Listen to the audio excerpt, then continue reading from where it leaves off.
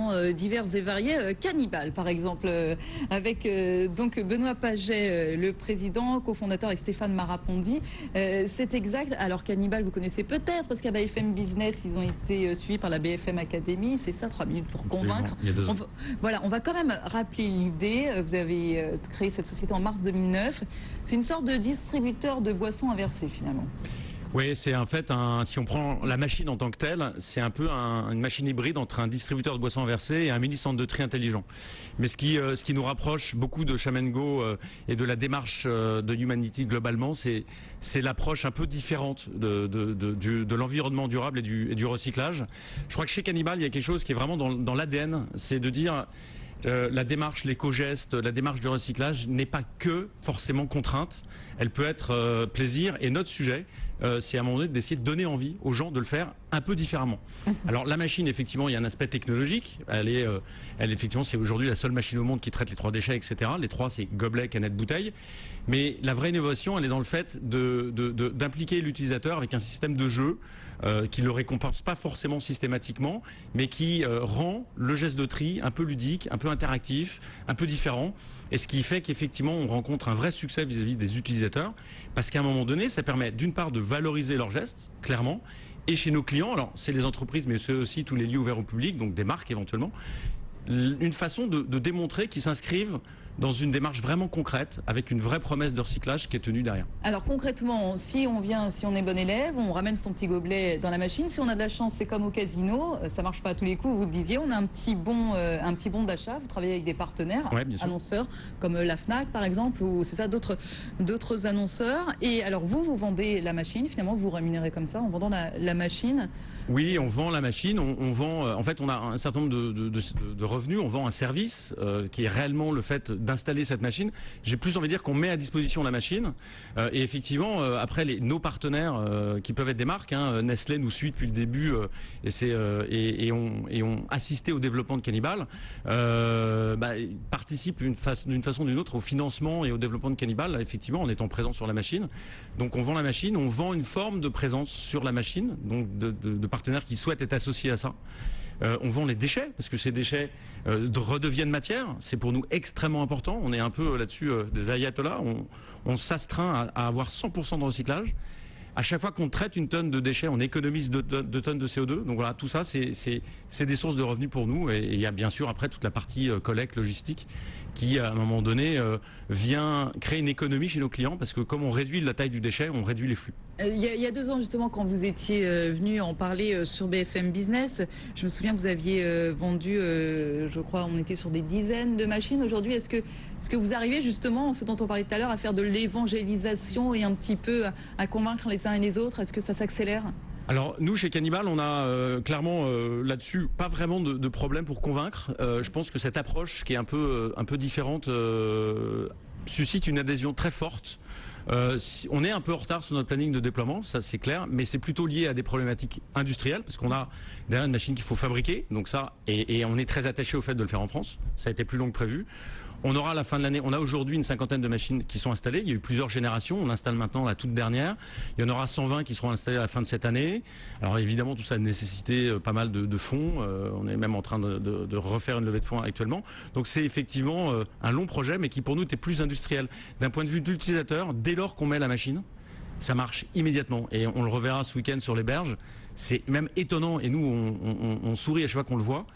C'est étonnant à quel point ça marche. Donc ça veut bien dire que traiter le recyclage différemment, c'est peut-être de la bonne idée. C'est un peu ludique. Je vous vois opiner du chef Thierry Jacquet. Vous êtes sûr de ça? Oui, on voit que ce qui est important, c'est de montrer le côté positif et le plaisir qu'il y a à retrouver une matière, et ça enlève le côté anxiogène de ces débats sur les déchets et l'environnement. C'est une approche de plaisir. On sait que on est utile, c'est une action importante. Et en plus, ça va être très positif. Donc c'est par cette approche qu'il faut aborder ça. Oui, alors finalement, Victor Ferreira, Catherine Bertillier, on sent que c'est ça aussi que vous avez envie de passer comme message. Victor Ferreira, oui. C'est du positivisme, on va dire. Oui, dans un monde actuel où on ne parle que de crise, c'est important de voir qu'il y a plein de gens qui essayent à leur niveau de faire bouger les choses. Et qui en vivent surtout. Et parce qui en qu'après, vivent. pas le tout Et justement, c'est la grande évolution. En 10 ans, on est passé d'une logique associative où les gens se réunissaient en association pour faire bouger les choses. Et maintenant, c'est devenu du business, dans le sens positif du terme, c'est-à-dire des entrepreneurs qui ont envie de vivre de cette action pour améliorer le monde. Ça, c'est la grosse évolution ces dernières années. Est-ce que vous n'avez pas peur, tous les deux, Thierry Jacquet et Benoît Paget, pardon, de vous faire piquer votre idée ? Alors, justement, en venant expliquer tout ça. Voilà, nous, dans notre domaine, déjà, on a un très fort développement à l'étranger. Donc, on a déjà une équipe en Chine, une équipe au Brésil. Donc, non, au contraire, nous partons du principe... Vous êtes partageur, Thierry Jacquet? Pas simplement. Moi, je dirais que ce qui est... En fait, c'est très bien de diffuser. Plus il y a d'utilisateurs, mieux c'est. Donc c'est nullement un problème. J'avais Patrick Blanc, vous savez, l'inventeur du mur végétal, la semaine dernière, qui me disait je reviens de Chine et j'étais devant un parterre d'1 millier de Chinois qui ont inventé des murs végétaux et à qui je faisais une conférence et il était ravi finalement du coup derrière que tout le monde... Et si vous n'avez pas peur, vous, Benoît Paget, de vous faire copier? Non, non, je pense qu'il faut plutôt donner l'exemple que d'avoir peur. Si on est copié, j'ai envie de dire tant mieux, ça veut dire qu'il y aura d'autres personnes qui contribuent avec nous et ça ira plus vite. Et puis après, il y a aussi là-dedans, on sait le travail qu'on a accompli et le parcours qu'on a fait et on sait que c'est aussi assez long de fabriquer une machine. Après, le concept de dire qu'il faut effectivement traiter le recyclage de façon un peu différente. Mais tant mieux si d'autres l'adoptent. Alors là, pour le coup, ça sera pour nous une forme de réussite aussi. Catherine Bertillier, quand vous avez fait votre tour du monde et que vous faites toujours votre tour du monde, bien sûr, tout le temps pour Chamengo, pour le site Chamengo, qu'est-ce que vous retenez finalement? Est-ce que vous avez l'impression qu'il y a aussi des grandes tendances dans ces pionniers? Là, on est sur du recyclage un petit peu différent, ludique. Est-ce qu'il y a des grandes tendances comme ça? Alors déjà, la tendance générale, c'est que c'est une lame de fond qui est universelle. C'est-à-dire que qu'on se trouve à Paris, à Stockholm, à Buenos Aires. Là, vous avez des Israéliens, vous avez des Brésiliens. C'est une envie de donner du sens à sa vie. Il y a énormément de pionniers qui étaient dans des grands groupes, qui quittent ces grands groupes en disant mais ça correspond plus à ce que j'ai envie de faire. Et ils mettent leurs compétences au service d'un monde meilleur. Et c'est ça qui est extraordinaire. Victor le rappelait, quoi. C'est cette nouvelle économie qui est en train de germer. Et ça, c'est terriblement excitant. Et moi, je suis très heureuse d'être dans ce monde qui se construit.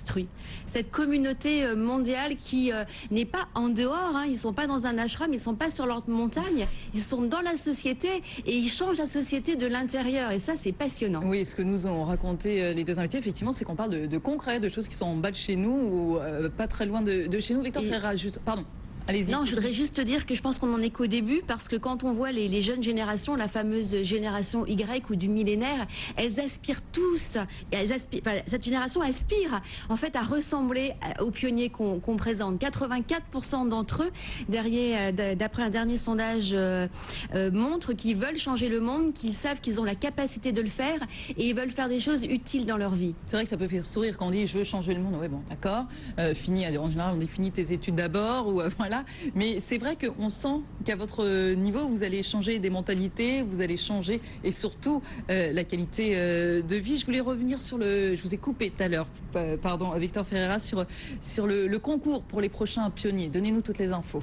Bien, l'idée c'est, comme je le disais tout à l'heure, il y a des milliers et des milliers d'initiatives en France qui ne sont pas connues, qui souvent des individus qui galèrent pour créer leur entreprise, comme certainement vous au départ.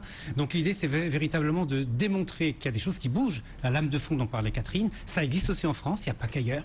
Et deuxièmement, de mettre en valeur tous ces pionniers. Donc sur ce site 1000pionniers.com, les gens peuvent déposer leur projet ou leur initiative et ensuite chacun est invité à les découvrir et voter pour elles. On espère, et c'est pour ça 1000 pionniers, on espère que dans le mois de ce concours, on atteindra 1000 propositions, 1000 initiatives. Il n'y a rien à gagner sinon à se faire connaître? Alors, il y aura à gagner bien sûr, mais ce sera autour de faire connaître. Alors, ils deviendront 1000 pionniers, enfin ils deviendront Pionniers Chamengo, donc avec une vidéo. Il y aura une action média pour les faire connaître. Et puis nous sommes à Numanity en train de préparer une plateforme commerciale pour mettre en relation ceux qui proposent des nouveaux services et de nouveaux produits avec ces milliers de personnes qui ont envie, en tant que consommateurs, aussi d'agir et de changer la société. Eh bien, merci beaucoup. Donc les inscriptions jusqu'au 15 octobre. 15 octobre, voilà, les inscriptions sur 1000pionniers.com. Et puis évidemment, ce week-end, tout un chacun peut aller rencontrer ces pionniers. Victor Ferreira, merci beaucoup, fondateur de Numanity. Catherine Bertillier, grand reporter, fondatrice de Chamengo, merci beaucoup à vous. Merci beaucoup à vous, messieurs, également Thierry Jacquet, fondateur de Phyto Restore, et Benoît Paget, président de Cannibal. Merci beaucoup à tous les quatre. Restez avec nous, Paris est à vous, continue juste après un nouveau journal.